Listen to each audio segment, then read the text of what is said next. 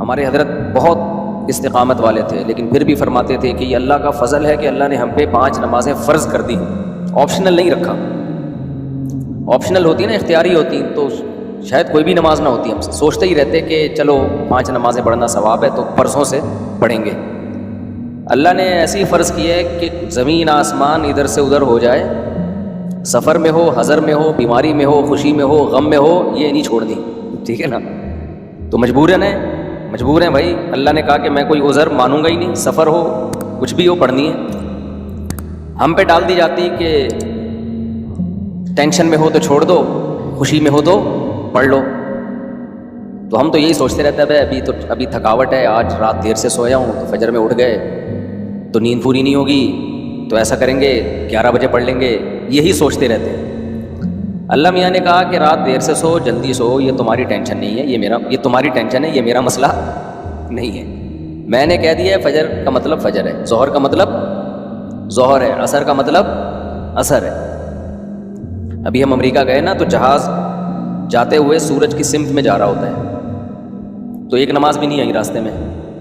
ہم نے ظہر پڑھ تو لی، لیکن نہیں بھی پڑھتے تو امریکہ پہنچ کے بھی مل جاتی، کیونکہ سورج کے ساتھ ساتھ چل رہے ہیں۔ واپسی پہ مخالف آ رہے ہیں تو ٹھکا ٹھک نمازیں آ رہی ہیں۔ اب جب ٹھکا ٹھک نماز آ رہی ہے، ایک نماز کا ٹائم، فوراً دوسری نماز، فوراً تیسری نماز، فوراً چوتھی نماز، فوراً 5ویں نماز۔ اور اللہ نے فرض نماز میں کہا ہے کہ کھڑے ہو کے پڑھو، قبلے کی طرف پڑھو۔ یہ ممکن نہیں ہے تو پھر مجبوراً بیٹھ کے پڑھو، لیکن فرض نماز پھر بعد میں لوٹانی چاہیے، کیونکہ فرض نماز اصل میں قیام بھی فرض ہے اور قبلہ رخ ہونا بھی فرض ہے۔ تو اب ہمارے ساتھ دوست تھے، انہوں نے کہا کیسے؟ میں نے کہا مجبوراً بھائی پڑھنی پڑے گی، اللہ کا حکم ہے، نماز آپ سفر میں نہیں چھوڑ سکتے۔ اللہ نے 4 کی 2 کی ہی اسی لیے کہ میں نے 4 کی 2 کر دی ہیں، چھوٹی کر دی ہے، اس لیے کہ چھوڑنا نہیں ہے، آدھی کر لو۔ چھوڑنے کا آپشن ہوتا تو اللہ پھر کہہ دیتا ٹینشن میں ہو تو چھوڑ دینا، نہیں تو پھر پوری پڑھ لینا، یہ کہتا نا اللہ تعالیٰ۔ اب جب نماز کا ٹائم آیا، ہم نے کہا بھائی نماز پڑھنی ہے، تو وہ نماز میں جہاز میں جگہ کہاں دیتے ہیں؟ خیر ہم نے ریکویسٹ کی تو جگہ آگے، انہوں نے کہا آگے جا کے پڑھ لو۔ تو ہم نے کیا کیا، ہم نے کہا بھائی آج کل ایک ایپ آ رہی ہے جو لوگ جہازوں میں سفر کرتے ہیں، اس کا نام ہے حلال فری کر کے کچھ ہے، نام بھول گیا میں، بڑا زبردست نام ہے، آپ لوگ نوٹ کر لیں، وہ کبھی جہاز میں سفر ہو نا، حلال ٹرپ، یہ ایپ ڈاؤن لوڈ کر لیں اپنے موبائل میں۔ اور اگر ڈاؤن لوڈ نہیں ہو رہی تو ڈائریکٹ گوگل پہ بھی سرچ کی جا سکتی ہے، حلال ٹرپ گوگل پہ لکھیں تو وہ ایک ویب سائٹ آ جائے گی، وہ کھولیں، وہ آپ سے مانگے گا جہاز کے ٹائمنگ کیا ہے، کدھر سے کدھر جا رہا ہے، کیا تاریخ ہے، آپ اس میں ڈالیں گے، ٹھک کر کے وہ بتا دے گا کہ آپ کی جو گھڑی میں اس وقت ٹائم ہو رہا ہے اس کے مطابق فجر کتنے بجے، ظہر کتنے بجے، عصر کتنے بجے، مغرب کتنے بجے، عشاء کتنے بجے، اور اتنے بجے قبلہ کہاں ہوگا، اتنے بجے قبلہ جہاز میں کس سمت میں ہوگا۔ وہ بڑی خاندانی ایپلیکیشن ہے، تو وہ آپ جیسے ہی ڈالیں گے ٹھک کر کے، تو ایک گھڑی آپ ایسی رکھیں جو چینج نہ ہو ٹائم اس کا۔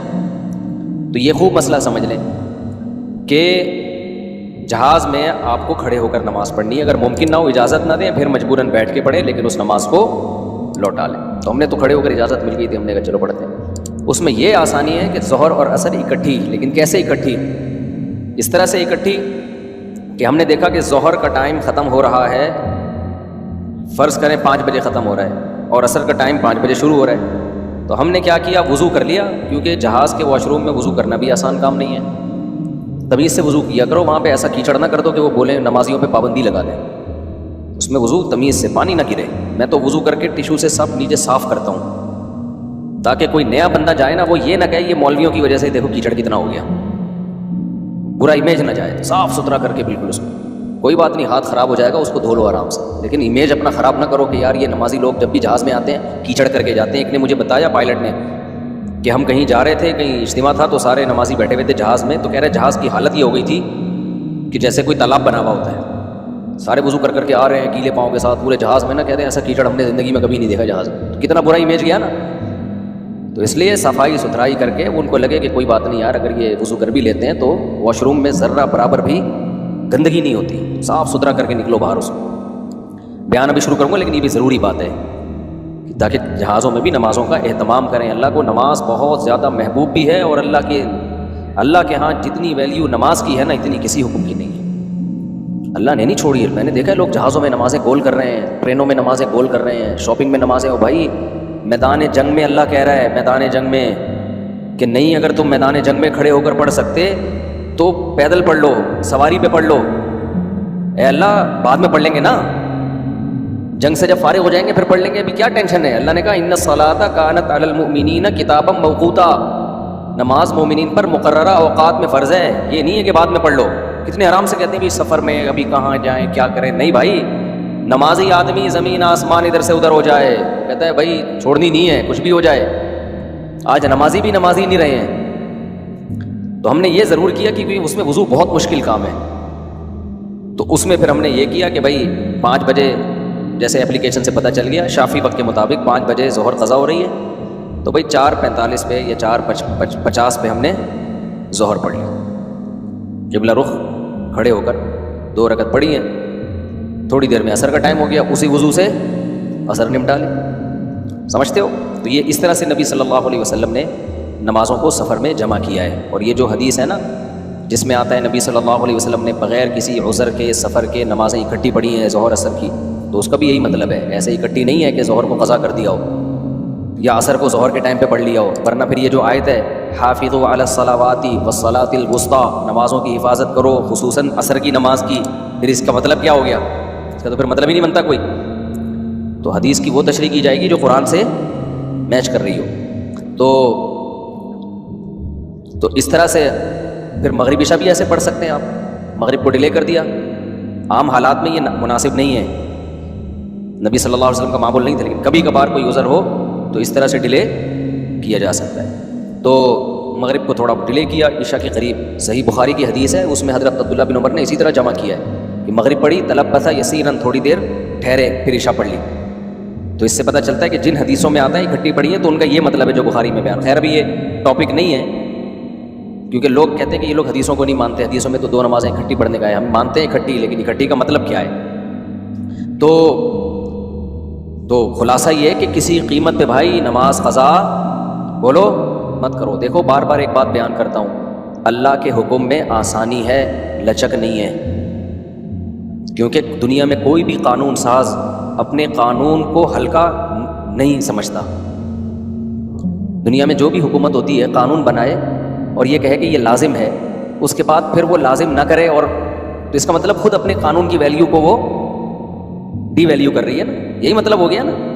دنیا میں کوئی یہ نہیں کرتا، تو اللہ قانون بنائے اور کہے کہ یہ فرض ہے، سفر میں بھی فرض ہے، حضر میں بھی فرض ہے، پھر اللہ کہ چلو میں نے کہہ تو دیا باقی تمہاری مرضی. نا نا نا نا نا صحیح ہے، اللہ نے کہہ دیا اب ہے تو ہے، اب آپشنل نہیں ہے. رمضان کے بار بار میں بتاتا ہوں نا، روزے میں مزدور کو بھی روزہ رکھنا پڑے گا کتنی سخت گرمی ہو، کیونکہ اللہ نے قانون بنا دیا. بھائی بیماری میں سفر میں چھوڑ سکتے ہو، اس کا مطلب تیسرا کوئی عذر نہیں ہے، رکھنا پڑے گا. تو اس لیے جو فرائض ہے نا واجبات فرائض، اس میں اللہ کے قانون آسان ضرور ہے، لچکدار نہیں ہے. جب ہے تو ہے. اسی میں ایک اور مسئلہ آ گیا عدت کا.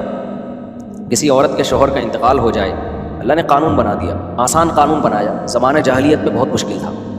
جب کسی عورت کے شوہر کا انتقال ہوتا تھا تو زمانہ جاہلیت میں عورت 2 سال عدت گزارتی تھی. کتنی؟ 2 سال. اور اس 2 سال میں وہ میلی کچیلی رہتی تھی. یہاں تک بھی بعض روایات میں آتا ہے اس کی جگہ کو گندا رکھا جاتا تھا، مینگنیاں لا کے ڈال دی جاتی تھی گند میں رہے. اسلام نے اس حکم کو ختم کیا. یہ ظلم ہے عورت کے اوپر.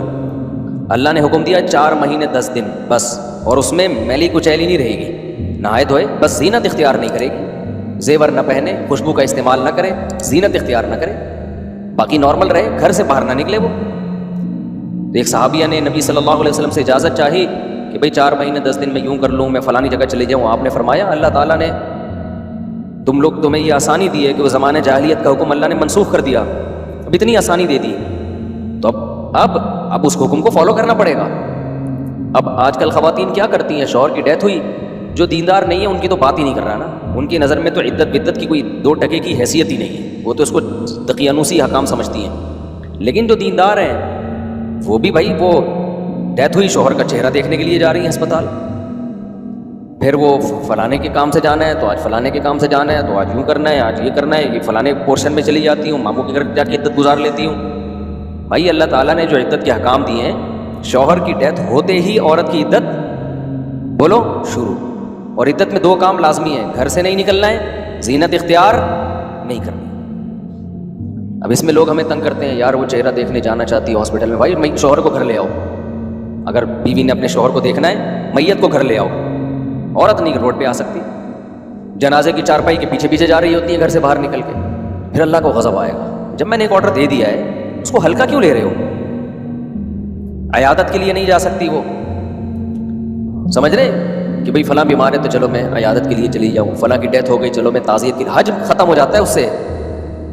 حج کی کتنے مسئلے آتے ہیں، عورت نے حج کی درخواست دی ہوئی ہے، نام آ گیا، حج پہ جانے کی تیاری ہو گئی، شوہر کا انتقال ہو گیا، اب جس دن جانا ہے 4 مہینے تو ہو جائیں گے، 10 دن رہ جائیں گے، تو ہم کہتے ہیں بھائی 10 دن کیا 1 گھنٹہ بھی رہ گیا ہو نا 4 مہینے 10 دن ہونے میں، آپ کو 1 گھنٹہ پہلے بھی نکلنے کی اجازت نہیں، بے شک حج ضائع ہو جائے کوئی بات نہیں، حج کینسل ہو جائے، کیونکہ حج کی فرضیت پہ عدت مقدم ہے، حج اگلے سال بھی ہو سکتا ہے، عدت تھوڑی ہو سکتی ہے۔ تو ہاں یہ اللہ نے آسانی رکھ دی ہے کہ جس عورت کا کوئی کمانے والا نہ ہو، اللہ نے لچک، جہاں شدید ضرورت تھی وہاں اللہ نے خود بخود لچک رکھ دی کہ بھوکے تو نہیں مر سکتے نا، کمانے والا کوئی نہیں ہے تو کمانے کے لیے جا سکتی ہے، مجبوری ہے بھائی کمانا۔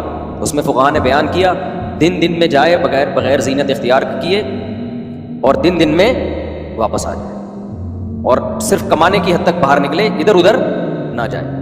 اب اس میں خواتین یہ کیوں ایسے کیا، بھائی اللہ کا حکم ہے، اب اس میں آپ کو چونو چرا کی اجازت بولو نہیں ہے، بس آرڈر دے دیا۔ پھر اللہ نے یہ بھی حکم نازل کر دیا کہ اگر عورت پریگننسی میں ہے تو بچہ ہوتے ہی اس کی عدت ختم ہو جائے گی۔ دیکھو ہمارے نبی صلی اللہ علیہ وسلم بھی اللہ کے آرڈر کے سامنے کیسے اپنی عقل نہیں استعمال کرتے تھے۔ ایک صحابیہ کو حمل تھا، ان کے شوہر کی ڈیتھ ہوئی ہے اور ادھر بچہ پیدا ہو گیا، ادھر ڈیتھ ہوئی اور ادھر فوراً ہی، اب ان کو خیال ہوا بھائی اتنی جلدی تو عدت پوری نہیں ہوتی، تو کیا کرنا ہے، نبی نے سے مسئلہ پوچھا کہ آپ نے فرمایا ختم۔ جب اللہ نے کہہ دیا وَأُولَاتُ الْأَحْمَالِ أَجَلُهُنَّ أَن يَضَعْنَ حَمْلَهُنَّ کہ حمل والی عورت کی عدت یہ ہے کہ بچہ جن لے، تو بچہ جن دیا تو اللہ نے تو نہیں کہا کہ 1 سیکنڈ بعد جنے یا 1 سال کے بعد جنے، اللہ نے یہ کہا ہے اللہ نے قرآن میں۔ تو ہمارے نبی بھی اللہ کے حکم کو کیسے فالو کرتے تھے نا۔ اگر یہی بچہ پہلے پیدا ہو جاتا، پیدا ہوتے ہی شوہر کی موت ہو جاتی، فقہا بہت باریک مسائل بیان کرتے ہیں، اور آج کل کے اسکالر نا ان کا مذاق اڑاتے ہیں کہ دیکھو یہ اتنی باتوں میں لوگوں کو الجھایا ہوا ہے۔ فقہا نے بیان کیا کہ ادھر بچہ پیدا ہوا، کیونکہ ایسا ممکن ہے، قانون جب لکھا جاتا ہے تو امکان کو بھی لکھا جاتا ہے کہ ابھی آدھا بچہ پیدا ہوا ہے اور شوہر کی ڈیتھ ہو گئی تو کیا ہوگا۔ ایک ہے بچہ پیدا ہوتے ہی شوہر کی ڈیتھ ہو جائے، تو بچہ چونکہ پہلے پیدا ہوا ہے، شوہر کی ڈیتھ بعد میں ہوئی ہے، تو اب عدت کیا ہوگی، اب 4 مہینے 10 دن چلے گی۔